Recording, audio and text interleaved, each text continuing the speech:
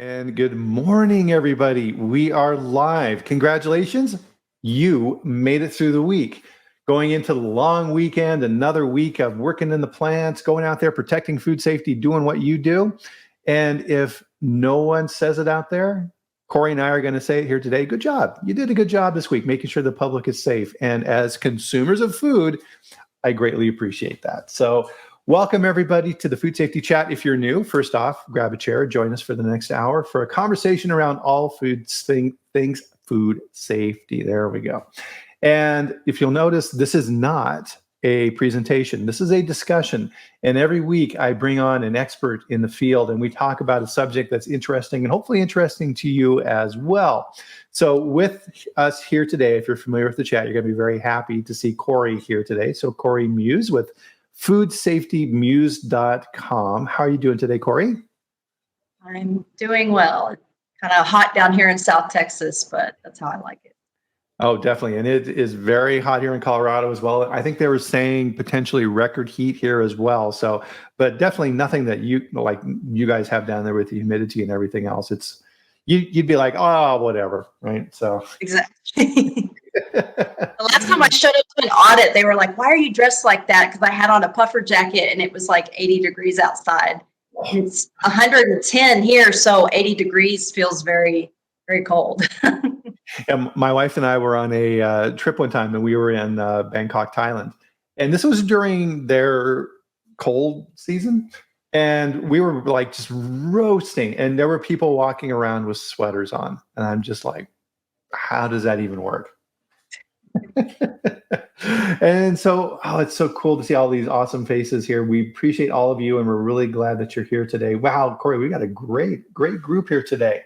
So as you'll notice here, everybody, if you're new, one of the things that we love to do is let us know where you're at. And so I'm in Loveland, Colorado, and as Cori said, she's down in Texas. So good morning, everyone. So, excuse me. One of the things that we love to do here on the chat before we get started, and I love to skip over, and I'm not going to do it, is join us for a ceremonial drink. Cheers, everyone. Cheers. I need a cheers sound effect. I got a cool little device now where I can throw in sound effects. So if you guys want to hear a sound effect that's at a point here, let me know and I'll throw in a sound effect to the chat.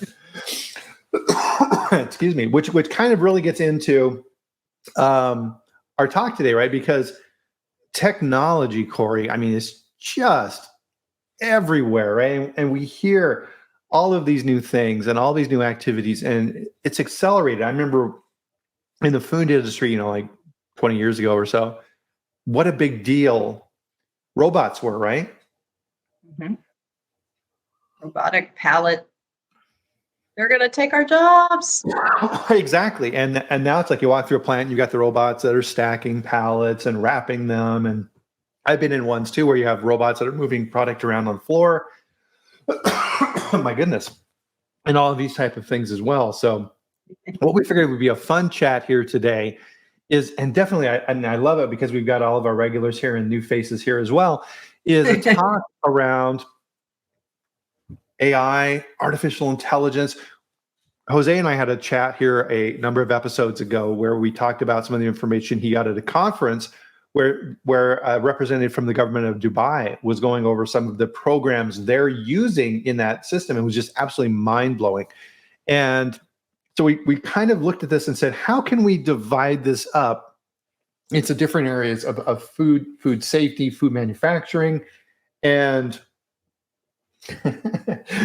now I get to pick the sound, Duncan. So nope. I have a little soundboard here with different sound on it, so we'll go with that. But we figured, okay, what are some of the different things that we're seeing out here, and kind of share some information. And so we started with the agricultural side of this. And as anybody knows out there, just do a search around food safety and artificial intelligence. And I mean, it's just like the list of information that you can go through is absolutely amazing. I mean, is that what you're seeing out there too, Cori? Yes, like kind of, I mean, technology that I wouldn't even think of. If you follow Twitter, there's some good people to follow that will tell you if you're not using these apps, you should be, because there's apps literally that I have one on my phone, and you can ask this app to do anything you want. Anything. How do I start a business and make $10,000 a month in revenue? And boom, it'll spit something out with all the steps you need to take. And so obviously this technology is designed by us, but smarter than us, because it uses logic and not emotion. And Exactly. and yeah, so a lot of times too, and I'll see how I do this and I'll work this in. A lot of times when you talk with management about these type of subjects in AI, all you're getting back in return is this.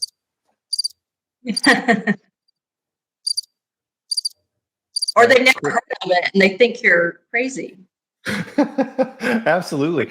And so part of this too, right, is, the ethical piece of it as well too. We wanted to touch on that as we go through this too. But I mean, on the agricultural side, it's amazing what's out there. And there was a little show and tell here. I found this cool little video. So the ramifications for this are huge, because it used to be just trying to remove, like weeds and things like this in your fields. If you're a farmer, good luck. I'm going to go spray a bunch of chemicals on my field. Maybe it'll kill the right things. Maybe it won't kill those. I'll try and figure it out. And those type of activities. And now we're seeing things like this, where you have AI robotic systems that use lasers to vaporize the weeds between the plants. I mean, look at that. These teeny tiny little weeds as they're emerging. And it's just absolutely amazing what's out there relative to this. I've had conversations with individuals in the produce area that are using AI and other like GPS type tracking systems to monitor people in the fields, and linking that to lot numbers on where particular information is being gathered, so that if something happens down the line, they're able to segment. Because we know in food safety, that's one of our biggest challenges, Cori, is if you have a recall, it's okay, how do I make sure and isolate that to exactly what was involved in that particular issue, and not have to recall everything, because that's just an incredible waste of money when that happens. Yeah, and even technology like you just showed us, that could eliminate dangerous pesticides and improve the quality of the product and improve the safety of the workers that have to be in and around the field. And there's lots of benefits, and then then you got to think about the other.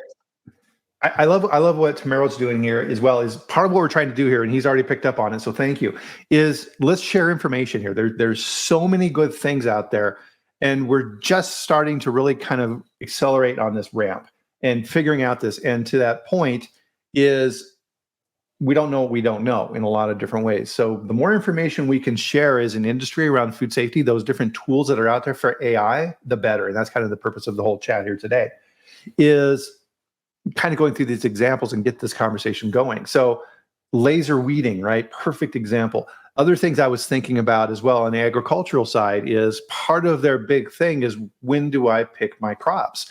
What's the correct time? And a lot of it with farmers is like, okay, we'll look at the local weather forecast, and I'll try and get it in between rainstorms, and maybe I can get my crop in, maybe I won't, all of these type of things. Now they're able to use AI with weather to figure out segmentation of their fields. And so, okay, I don't need to pick everything all at the same time. I'm only going to pick this quadrant, and then next week I'll do this one, and it can plan all that out for you. Yeah, and do a better job, because especially in places like Texas, you get a weather forecast, and within 5 minutes it can change, and AI can make those deductions that we as can't. So just even like your GPS, sometimes I'll argue with people. They'll say, go this way. And I'm like, no, the GPS is smarter. They know there's a wreck. It sees things that human beings don't see. Yeah, exactly. And I think that's kind of the overall theme with AI, is it's helping to take the guesswork out of stuff, because it's like, I've been a farmer for forever. And as part of that, I just go by my gut, and I know when to do whatever. Right. And that's always a dangerous place to be. Duncan has an interesting comment here. So AI is applied to insurance. Millions of data points prove or reject applicants or determine pricing. Yeah, I mean, for AI, right. Now, imagine at some point in the future on these particular examples, and this is what was crazy when Cori and I were preparing for this. Now, imagine if the insurance companies are able to link in GPS monitoring of your car, and they can track, right? And we've already seen this with some insurance companies, like, hey, plug in this little device in your car and we'll set your insurance rates. Now, imagine if they're able to track your cars with GPS and say, Bryan, we noticed last month that you're driving a little too fast. Yeah. Or too far. We don't like how far you're going. Oh, yeah. Well, when you get into the, like you see in China, social credit and things like this. Yes, yeah, I was watching a YouTube video last night where there's a guy that's debunking scam artists. And these scam artists are in favor with the government. And they're lowering this debunker's social credit score to the point now where he can't get a hotel room, he can't buy gas for his car, he can't move to a new place. They're completely controlling his life. It's crazy. Yeah, so like to Duncan's point, I think the initial onset of this technology is wonderful, but if we don't kind of slow down, because I see a lot of rapidly evolving things in the industry, and technology and innovation is great, but you need to do proper risk analysis and you need to release it at the right time. And a lot of the developers of this technology, if you saw my post advertising for our chat, I put a couple of the open letters that the creators are putting out saying, we need to hit the handbrake, we need to slow down, we need to be regulated because we don't want this to get out of control. The technology is only as good as the data that you put into it. And like to Duncan's point, who's putting the data in? How is it being interpreted? Could it be used against you? Like you and I talked about prepping for the show, some, like let's say coffee shops are using it to track the workers. How many cups of coffee are you filling? Well, what if somebody's sick and they have to go to the bathroom and now they're being demoted, but they're a really good worker. So how do we as human beings interact with this technology to use it for good and then make sure that it's effective and that the data has integrity that we're using? Yeah, absolutely. I do get scared that the more we tell it, depending on who's telling it, the dumber it could get, in essence. Well, and that's a really good point as well, is that this technology is only as good as the starting point that the programmers give it. So, and they're already seeing this, and they're having AIs now that can analyze other AIs and chatbots and things like this. So if you have a right-leaning chatbot or a left-leaning chat, whatever, right? It doesn't matter. And you ask the same question, you're going to get different answers because of the bias associated with that. So these things are far from perfect and neutral. They're not. Yes. And then Felix says, you mentioned the proliferation of proposals and promotions of technology solutions. This should be our first flag for us to take a step back to cut our nonsense and lack substance promotions. And I think he means like things that aren't value added. That, right. Maybe more towards plagiarism. And definitely, I think that's where AI can help. But so there was another like live stream I was listening to, and Scott Adams from the Dilbert cartoon was talking about this. And so they're producing, artificial intelligence programs that can do basic functions. And to Felix's point, in like medical practices. So they're freeing up time for doctors. If let's say I came in and say, I gotta say, I'm kind of achy and not feeling too good, and the doctor would be like, right, takes your temperature and says, okay, well, you just got a slight cold here. Take some, ibuprofen and stay in bed for 3 days. Right? Does a doctor need to do that? No, right? So they're saying, okay, can an AI do that? And the answer has been yes. And so the AI is performing the diagnosis, sending it to the physician, and then the physician says, yep, all right, that's correct, approve. So what about this? What if a person is perceiving their symptoms incorrectly, and the symptoms they're reporting are perceived incorrectly, and you need a human being to look at you and say, wait a second, you know what I mean? I know that you think it's this, but what I'm noticing is something neurological. Do you know what I mean? So that if something neurological was happening to me, I might be perceiving it as something else, and now the chat bot is giving the wrong information. Well, and that's where I think kind of this feedback mechanism with the doctor would probably take place. It's like, nope, whack, chatbot, you did wrong. Right here, that's been corrected. And the interesting point in these we got to catch up with the comments here.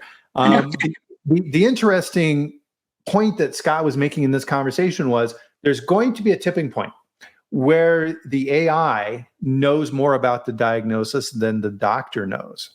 So let's reverse your question. So now the AI is making a diagnosis for a esoteric disease or something that the physician didn't pick up on, and it knows more than the physician. It's novel.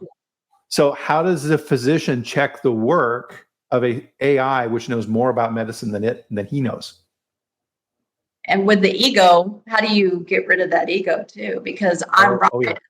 I'm not willing to change what I say. So now I'm a patient. Who do I listen to? Do I listen to the AI or do I listen to the doctor?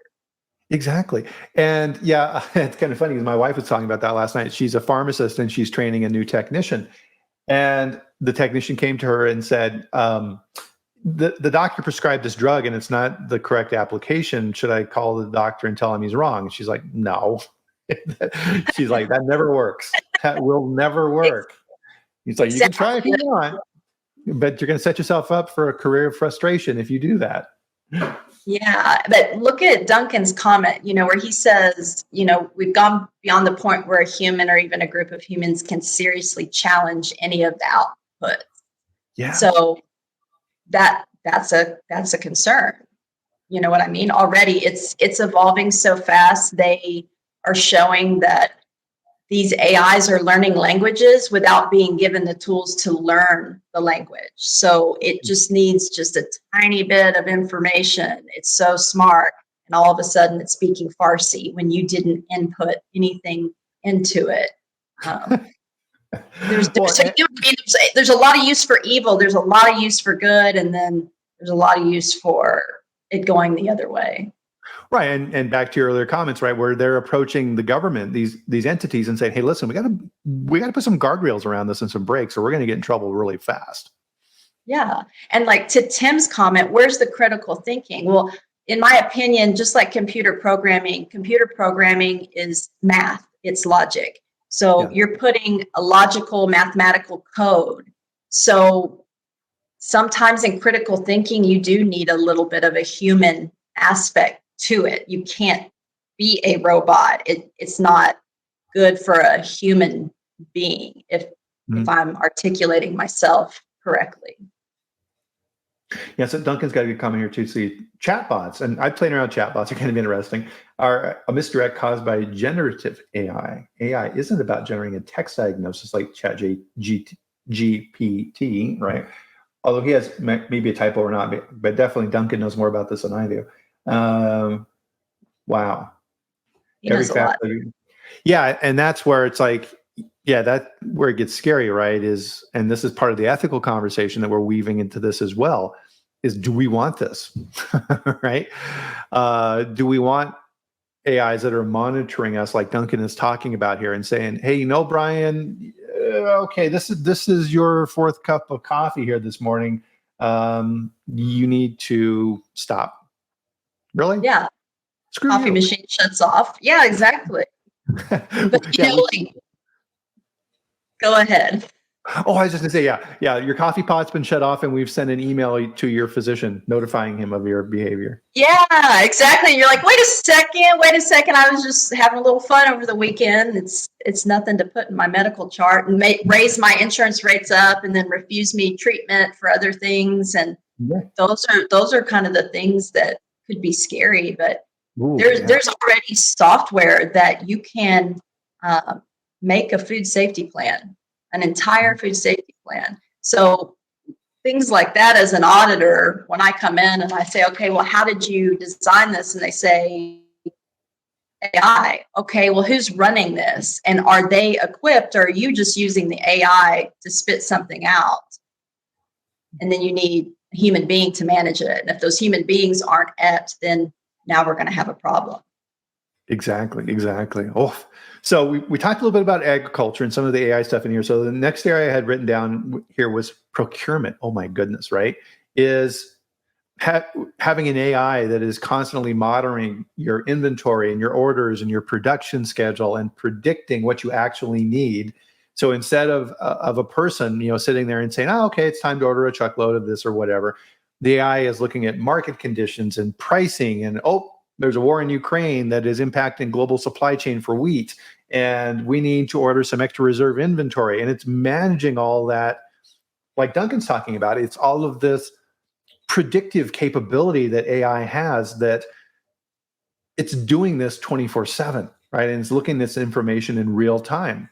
It's not waiting for somebody to sit down at the computer and say, I'm going to go out and look at some websites and see what's going on out there. Nope. Yeah. So one of the ideas that came to my mind as well is relative to dairy manufacturing, is monitoring of microbial quality of the milk on different milk routes, right? So you have a truck will go around and pick up milk from different farms, puts it all in the same truck, and then it goes back to the plant, and the plant takes a sample and looks for the somatic cell counts and the micro load and the bacteria and things like this in the milk. And then if you have problem farms that aren't working too well, you'll send people out to help them and work with their cows and things like this. Now, right, the AI is looking at all that information, and it's able to predict beforehand that, this farm is, starting to trend up, or it's going to be hot outside here over the next week and the cows are going to be stressed. That means that we're going to have lower quality milk. That also means that the fat and protein ratio of the milk coming in is going to be slightly different than we saw the week before. We need to modify the cheese formula, right? It just plugs into the entire manufacturing process. Yeah. And then I'll be the devil's advocate. What happens when these systems, kind of like Minority Report, are, if you've seen the movie, are predicting something that hasn't happened yet, and the feds decide to take this information and use it against you? It could get to that point where you're like, well, wait a second, it hasn't happened yet. And they're like, yeah, but the AI says, and you know what I mean? The AI is smarter than you, so we think it's going to happen. And I think that's what Duncan is kind of like, his continuing message is that it's afraid and it's dangerous. It has all of these very useful applications, but there are a lot of dangers. Red flags. Oh yeah. So procurement, all these different activities of procurement. The next one I was thinking about was, and this is one where really kind of ties in with Duncan as well, is the human resource side of things. So in our plants, we already have cameras, right? There's cameras that are monitoring for security and these type of things. Now you tie an AI into the camera system. Now you're able to monitor hand washing. Yeah. So now the AI is actually, it's like having somebody standing there at the hand wash station 24/7 going, right? And watching everybody wash their hands. And then analyzing by shift and employee, and okay, was the water temperature correct? The soap ran out. There's no paper towels. The concentration's wrong on the sanitizer. You know what I mean? Your gloves, like you said, you've had them on too long. Yeah. You need to take them off. Yeah, and then looking at it and saying shift optimization, for example, and saying, okay, the AI analyzes and says, okay, first shift is producing more than second shift. Sends a note to the operations team to find out why, and is it the mix of product? Is it the employees on the shift? These type of things. It could also then figure out, because this is something that plants always deal with, right? Is the plant manager is trying to figure out what are the best shift for the workers. Okay, I'm going to do a split shift and work on these days, and I'll have this and that, right? It's this constant juggling act that plant management has to try and figure out the optimum scheduling for the employees to keep them happy. And now imagine AI tackling that, right? Oh, man. So AI could look at the orders and say, okay, well, this week we need to make this amount of product to fill these orders based upon this, with this other promotion that is coming up from the retail side of things that the sales guys are pushing, which we predict will be 80% successful. Therefore, we need to make 45,000 cases of this product on first shift. Versus a production planner who is saying, okay, well, normally during first shift, we always make 75,000 cases. AI is saying, nope, you don't need to make that much. Only make 45,000, because if you make too much, it's going to go out of code based upon the predictive model. Yeah. Holy moly. Applications are endless. As much as you can think I imagine it could create, you know? Yeah. So, I mean, we came up with 2 pages of examples like this just to kind of stimulate the imagination here today on these type of activities. So back to the people side of things. So now imagine AI is watching these cameras, and we talked about the GMP piece of things. Now imagine biosecurity, right? So I would imagine Rod Wheeler right now is somewhere and his ears are just perked up. And it can track employees in the plant and saying, okay, Bryan works in packaging. Why is he in receiving? Yeah.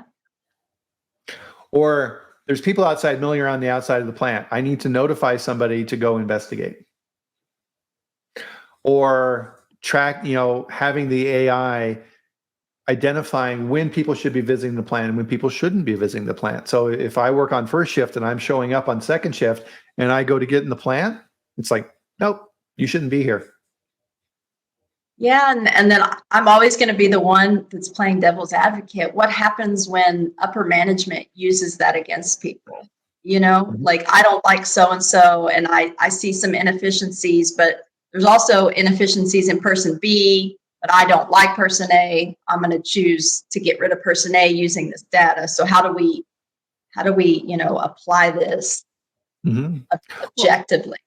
Yeah, and it gets back to, I think, what Duncan's talking about here as well, too, and it's my physician example from earlier, is once the AI gets better at managing the facility than the management team, what do you do? Yeah. What do you do? I don't know. Yeah, so Duncan, with Bitcoin consuming electricity, I mean, incredible amounts of energy that Bitcoin takes, right?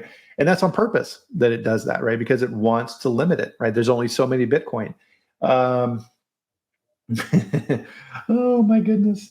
All these different type of things. And definitely, guys, read through the comments here. And when Duncan's writing here is gold.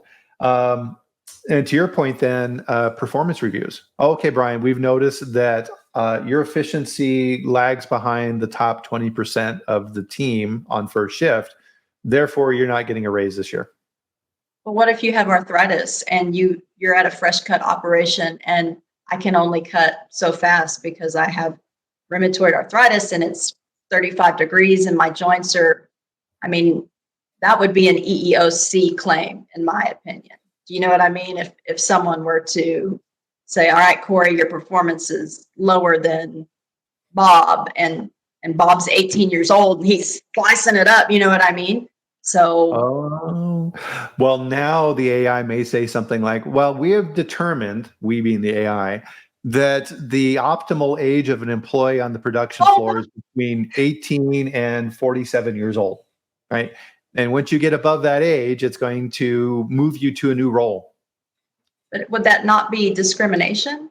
Well, I mean, they wouldn't fire you if you're like, yeah, who knows, right? Now, let's say that there are AIs on the EEOC side of things analyzing, right? And then so those two systems are talking to each other and they're getting in AI arguments where the plant AI wants to move an employee, to your point, and the equal employment AI for the government, which is going to lag behind, right? Because the industry is going to be faster than government and it overwhelms it. Yeah, and then the government one, like you said, is going to be leaning depending on who's running that particular AI in that particular administration. Yep. So like Amazon warehouses and what Duncan's talking about here, it really isn't new. It's just becoming accessible, right? And so part of this, right, is, and that's the purpose for the chat here today, is to open our eyes to possibility. And a lot of times in what we do, we get so focused in on our normal routine. And this is how things pass us by, right? So I have some neighbors who live next to me in their 80s, and I'm their default IT guy. If their internet's not working, I go over there and it's like, okay, well, here's the problem here, and I'll fix it and things like that. And they think I'm a miracle worker, and I'm an idiot. I mean, when it comes to computer, I know a little bit of stuff, but I mean, nothing compared to the professionals. And I know enough to know that I don't know, right? And to them, I look like a genius, but it's because technology has advanced just so far in those periods of time. And if we're not careful as food safety professionals, the next generation is going to look at us the same way and go, right, you guys don't know what you're talking about. And, we'll be looking at them like these geniuses. So we part of what anybody needs to do to stay relevant and active and grow is you need to keep up on these trends. And just thinking about them sometimes helps to open up these possibilities as well. So we've been kind of talking about operations here a little bit. So I came up with probably about 10 examples here just from an operational standpoint. Predictive maintenance, right? So there's programs out there that do things like this. Now, if you tie AI into your PM programs, and now preventative maintenance moves to predictive maintenance. Now it's like, okay, the PM program says you should be going in and changing out these bearings in this pump every 6 months. And AI is like, no, I'm going to modify that because based on my analysis of the system, you really only need to do that every 8 months, right? And it just automatically goes there and changes all these things. Crazy.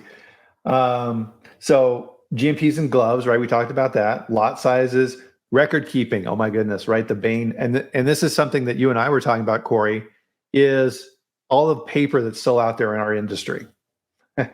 And yes. lot tracking. And if there's a recall, this is why it takes so long. And just being able to do that and isolate that, I think would be incredibly valuable. And we've heard conversations around, blockchain this and blockchain that. And Frank Giannis has talked about this. And, we need to move these things forward. I'm not seeing a lot of activity out there relative to that, but enhanced traceability is coming, right? And we're woefully prepared for that. Maybe AI is the right solution for that. Yeah. I'm reading. So let's see. Yeah, I'm reading the comments here too. This is great, guys. Thank you. So Bryan, you mentioned the proliferation of proposals and promotions of technological solutions. This could be the first flag for us to step back and cut out nonsense, right? Well, I mean, so part of this is going to be, and that's a good observation, Felix, is in any new industry, there's going to be winners and losers, right? There's going to be just knock it out of the park, game-changing ideas that are going to impact everyone, and there's going to be other stuff, right? It's going to be figuring all that out. Some things are going to advance and some things aren't. Is Felix, are you meaning that you think that the AI is a lack substance promotion, or do you mean that you think that the kind of this, as we call it, the certification circus is the lack substance promotion that we could get rid of? Because in reading your comment, I'm not sure if I understand the context of it. Just curious. Yeah, definitely. Yeah, make sure. Yeah, let us know if we're missing the context on that. And we were talking about this as well. Is auditing, right? So if you have a system that is continuously monitoring through AI, the snapshot audit goes away, right? There's no reason to send an auditor in to look at the plant because the AI is monitoring the plant 24/7 and looking for variances. Now we're back to that big brother discussion, right? Do we want that? And did you program your AI to be altruistic and ethical and moral, or did you program it to ignore deficiencies, ignore certain non-conformances? Ooh, yeah. So companies may shop around for the AI that is most beneficial to their company, shall we say. Interesting, huh? And so then now you're battling AIs again. Yeah, and then as a regulator, as an auditor, when you come in and you ask you always ask the question, who did this risk assessment? And now they're saying, well, the AI. And can Cori, as an auditor, can I talk to the AI that you're dealing with? Maybe not. I don't know, but I do see a lot of red flags in the sense of it being used as a weapon more than a tool. And we just need guardrail. We just need guardrails in place. I'm not saying do away with it because it has endless opportunities, applications, abilities for efficiencies. Even in my own business, I'm using it for things, and it blows my mind the things that I'm saving time on that normally I'd sit there and have writer's block. And it's as simple as, like I told you, sending an angry email to a client and you want to cuss them out, but you can't cuss them out. So you ask ChatGPT and they spit out this beautiful email. I mean, just beautiful email, professional, kind of that corporate FU talk when we talk about euphemisms. And I love it. So it definitely has its uses, but I think it's moving a little too fast. Yeah, oh, absolutely. So as Neil says here as well too, is that it's only as good as the information we put in, right? So it's that old IT saying, right? Garbage in, garbage out. So yeah, if we have bad systems that we're plugging into this, then we're going to get bad results. But I mean, what's kind of interesting here is this paper problem that Neil brings up as well, which is we have seen now, and we have on our phones programs for expense reports, right? So you can now take your phone and take a picture of a receipt or a handwritten document or something, and it'll translate that and put it in your information, right? It'll put everything in the right fields. So who's to say, as we're moving forward with this, for these handwritten documents, that we file them into a scanner, AI reads them, and boop, that's in the computer. Mhm. Yeah, I mean that alone would take away a lot of waste when you're talking about Lean Six manufacturing. Yep, And then I absolutely. see really good comments here. Yeah, absolutely. And yeah, so I mean, so Felix is kind of saying hopefully here on kind of the same type of thing here. And then Austin is kind of talking about here as well, too, the piece that we've been referencing in this conversation as well, which is the philosophical questions of who dictates this morality and what is that morality and so in philosophical terms, that's known as what is the standard of value, right? And how are those things being monitored? And a lot of times, what is the standard value? If you ask different people, they're going to give you different answers. If you're a really hyper environmentalist, if the answer to that question is the standard value is Mother Earth or something like that, it's not people. And so they then model their behavior according to that belief system. So philosophy, whether you like it or not, weaves itself into everything that we do. We are driven by philosophy, and you either choose it or someone chooses it for you. And I think the analogy that we're talking about here applies to AI as well. So that's very interesting. And I like Claire's comment because Omero and I had been discussing this. She says her husband's in an MBA program and they use ChatGPT to write papers. So what does that say about future generations and their actual preparedness for their job? Are they learning? Are they prepared for their job? Are they using these tools as a crutch? And what happens when they need to make a decision or they need to do something and they don't have this crutch? And yeah, that's a good question too. How do you know who to hire, whose accomplishments are real and which ones are made by AI? Yeah, and now imagine, so you have that's hard to say, Chat GPT. All right, so you have students that are using it to write papers, and so now the universities are using it to grade the papers. So what's the point, right? The whole point of it is to educate. It reminds me of an old movie. I think it was Rodney Dangerfield, Back to School. And the students were going into class, and at the beginning of the year, they're all sitting there, and the professor's teaching.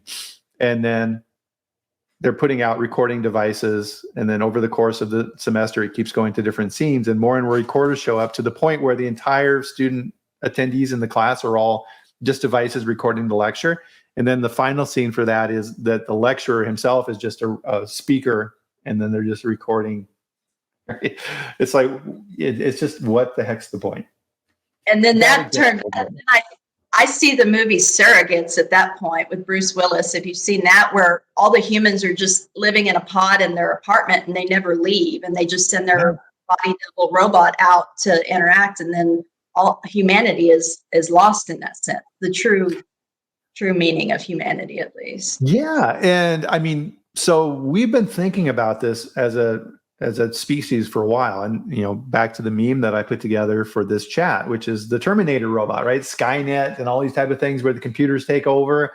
So we've been thinking about this for a while, and now it's getting to the point where these things are coming true.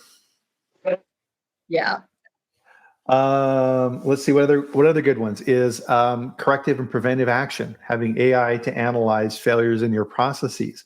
And now that system can tie together employee behaviors, system development, sanitation on the lines.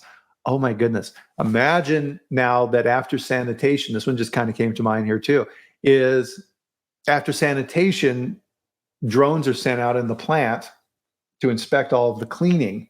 and they're able to get under equipment and fly back behind, and you've got, like cameras and lines looking at things like this. And then the AI is scoring the sanitation or flagging areas that need to be recleaned before production starts. Wow.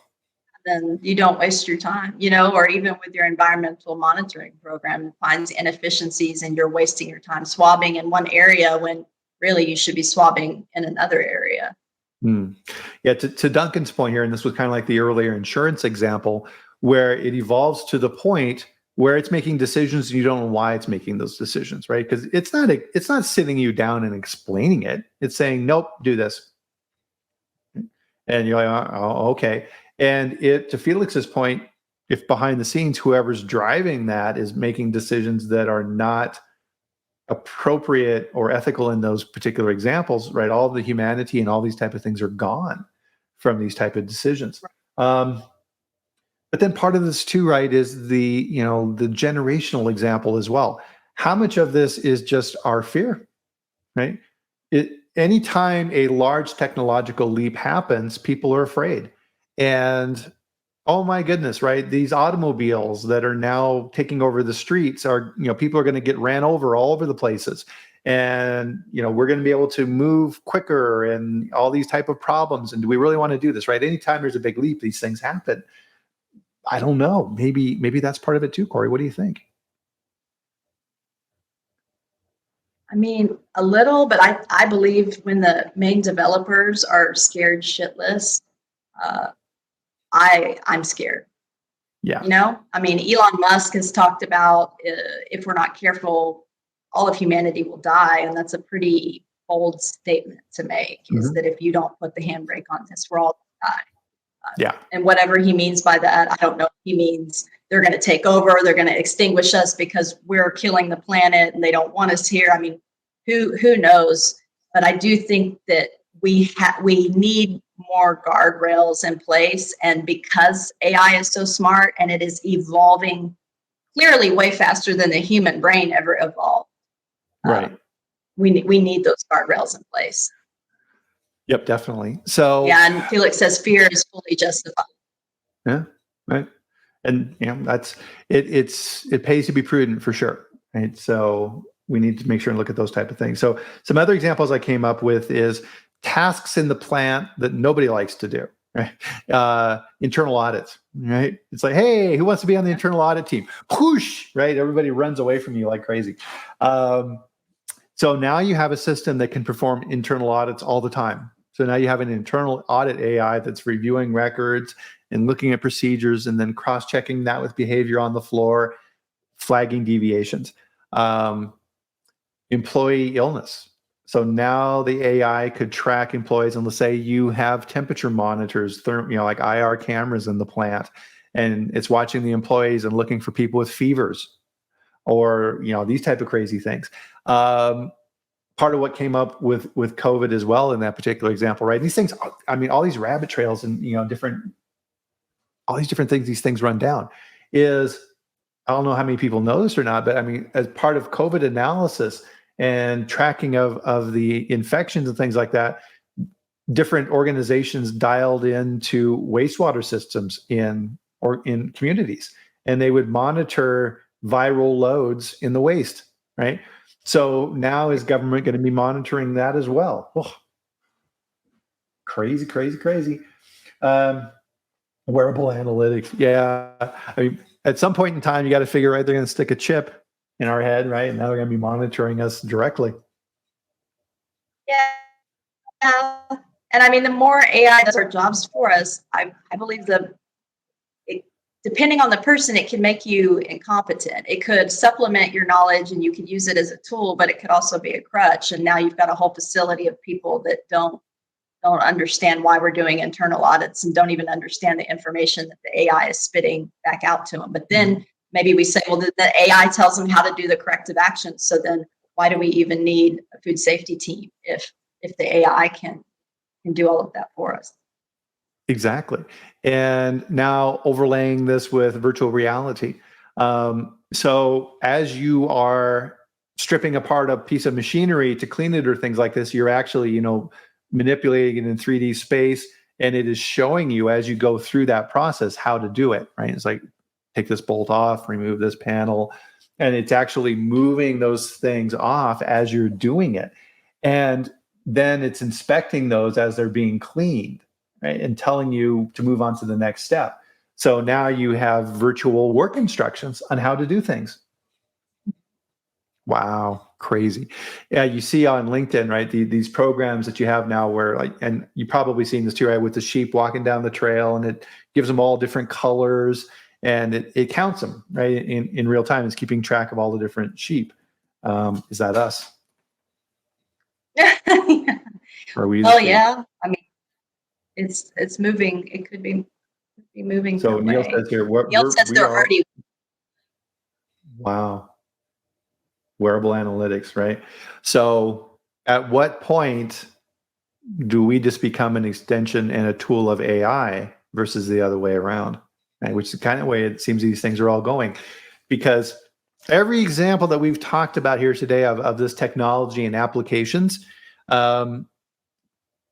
we come to the same conclusion. It's like, okay, well, why do we need a management team in the plant if AI can do all the things that management does? Why do we need a food safety team if it can do all these type of functions? We just become greetings, Earthlings. We just become a extension of that, and then a tool that we develop to work for us, we become the slave of that tool. Yes. Yeah, so Michael's in Dubai here, and yeah, so some of those programs in Dubai, I mean, these guys are definitely cutting edge over there relative to this. So AI is crucial for monitoring and analyzing food and reaching various targets for food loss and waste reduction. Oh, absolutely. So on that side, which ties nicely, Michael, thank you very much for that, into retail. So now you have at receipt of products. So let's say, for example, you're working in produce and you're sending out your orders and AI is doing all these type of things. And the AI is sorting the fruit.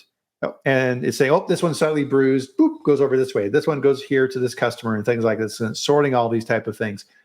And going with those lots to the retailer is modified best buy dates associated with the condition of that fruit at purchase and when it should be pulled off the shelf. You have cameras in the grocery store that are looking at the produce and deciding when it needs to be taken off the shelf and sent to secondary channels or who knows what, right? Yeah, but crazy. It's not good enough to donate. Yeah, exactly. And the whole AI on the retail side, oh my goodness, right? Monitoring us in the store and seeing what we're buying and how we're walking through the store. And even you have to figure too what we're looking at on the shelf. So if I'm standing in front of a thing of soup and I'm looking at, oh, okay, there's some Progresso over there. Okay, there's the Campbell soup over there. Okay, there's some stuff here on the bottom, some store brand. I'm going to go with the store brand. Right now, the AI is looking at that information and analyzing my behavior. But think about this. I think about this often because I watch people all the time in the store.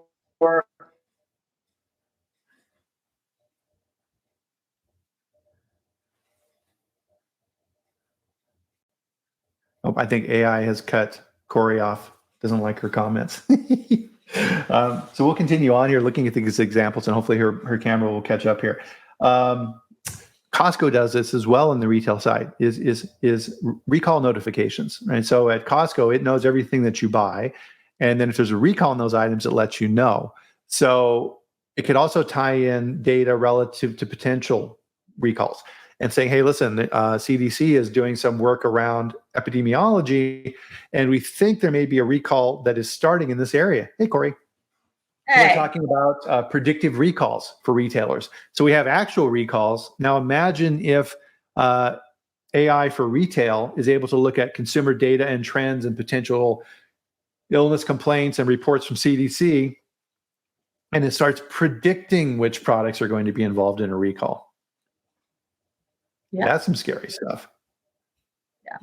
No, but I was going to finish what I was saying. People walk around in the grocery store and they decide they don't want something after they've been walking around for 30 minutes to an hour, and they stick it back on the shelf. And you don't know if that yogurt that's sitting there was something that went around the store for an hour, and then they said, oh, never mind, I don't want it. Like, I mean, retail exactly. scares me.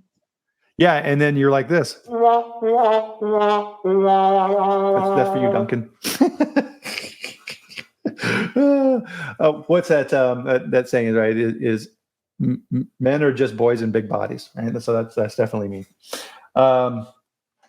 So now the regulatory side of things, right? We kind of started transitioning over to that. So we see websites out there like iwaspoisoned.com and things like this. So now CDC or FDA, FSIS, or whoever now have AIs that are monitoring complaints, and they're looking at comments on Facebook or reports, because most people don't do this, right? They don't send an email to FDA or whatever and say, hey, I got sick. 99% of people don't do that. Looking at people who are calling in sick for work, God knows what, right? All this information. And now it's analyzing this and saying, oh, it looks like we may have a potential outbreak in this area, and it's being linked to this, and therefore let's go back to this. And oh, by the way, let's send an FDA investigator into this production facility because we think this could be a likely culprit. To your point earlier, right? So now we're in predictive enforcement. Minority Report. Hi, we're with the FDA and we're here to audit your facility because we think you may be involved in a future recall. Yeah. Yeah. Like if I'm an attorney, I'm going to be like, wait a second. I don't see how you can make us recall the product. Exactly. And so now, and we see this all the time in different technological sectors. So the computer space and phones and things like this were way ahead of government regulation. So they advanced very, very quickly. And what we're talking about here, this is on steroids compared to that. I mean, it's crazy. Oh, yeah. And see, so from the regulatory side, what other examples? Calibration of auditors, right? So this applies for standards as well as different regulatory agencies. So looking at an aggregation of all the different reports that the FDA district field office is receiving, and then going through and looking at that and figuring out how to deploy resources in those particular areas. My goodness. And again, now imagine this, guys. FDA contacts us and says, we want to now have access to your internal company AI system so that we can monitor your production. Yeah. And like I mentioned before the show, corporate espionage. What happens when one corporation finds a way to get into another's AI, and my company designed the AI to be the best, and now you're taking from kind of, I mean, I don't know if you call that intellectual property, but taking from my work and my data. Exactly. Or sabotage, right? Going into another company's systems and shutting it down so they can't manufacture it. Yeah. Or feeding it really bad data. Jeez, this is getting crazy. This is creeping me out. Government creation of regulatory and guidance documents based on what the AI is seeing. Because normally the cycle for guidance document from the government is long, right? They create comment periods and everything. Now imagine if AI is monitoring all these and creating guidance and regulatory documents real time as things are happening and modifying those to keep up with what they're seeing in the market. Oh, good luck keeping up with that. Who's in control of that? I mean, the AI is in control at that point because it's moving faster than we can come agree with what it's telling them. Right. And everything that we're seeing here comes back to that same conversation. It's like doctors and manufacturing, and every example that we've come up here for our chat today is that, right? There's this tipping point, and that's, I think, the big concern here that we're all talking about on the chat here today, is there's going to be a point where it knows more than we do. And then who's running the show? Do we want that? Yeah. What's the benefit to us? All these big brother ethical concerns. And I think, and we see this with the generational changes as well, is this has implications around freedom and autonomy and individual rights and all of these type of things. And it very, very quickly, and we see from these really good comments that we have here today, that it goes far beyond just what we're talking about in our niche of food safety, right? This all integrates into everything. Oh, my goodness. Who thought of this? Who did this? Right? We got to find who this was. But you can't stop progress. So on the ethical side too, one of my notes here that I had too as well is we talked about, the big brother state, social credits and things like this. So also now imagine as an employee, you become blackballed, right? And you're no longer able to be employed in an industry. It's like, nope. Bryan, we note in your AI review that you've had numerous GMP violations over your career at these different companies. We're not going to hire you. Now you're done. Oh, crazy. Wow, lots to think about here today for sure. Let's kind of wrap this up and kind of bring this up to the 30,000 foot level here, Cori. Just a ton to digest here. How would you even kind of summarize this? What are you thinking? Oh man, well, I mean, I would say that it's a very useful tool, and it's moving and evolving rapidly, faster than we can put guardrails in. So I think there's many, many useful applications, but I personally think we need to stop and listen to the experts that are the developers and the experts that are telling us this is a dangerous tool. And if we don't put guardrails in, we're going to have problems. And then I also worry about it being used for evil, put in the wrong hands. Like Duncan said, who chooses what's unhealthy? And if I want to eat unhealthy foods, I should be able to eat unhealthy foods. There's a lot of philosophical things to think about. And that's just kind of where I stand. I personally use it as a tool. I'm not ever going to use it to take over my work, but it's definitely a useful tool and when used properly. Yep, absolutely. And I think tool is the key word there. And Austin is also saying, hey, who knows? Maybe this all just becomes a bubble and goes away. And we've seen these type of things before too. So I think as we kind of review what we talked about today, and my mind is blown here for this conversation, is that we need to keep plugged into this. We cannot sit on the sideline. So obviously here, as you're looking through Duncan's comments and Felix and other people here as well, is people are watching this and paying close attention, which is awesome, right? And we need to do that too. We can't just simply sit back and wait to see what happens. We need to be on the cutting edge of this because food safety always is, right? We need to be ahead of the curve and make sure that we're keeping track of what's going on here. Yep, absolutely. Yeah, really good comments here, guys. Wow, craziness. So with that, let's kind of bring our chat to a close here today. And I wanted to put here in the comments here a couple of things, guys. And so this will be posted along with the other information in my new food safety chat database here. And I'm putting a link in here as well.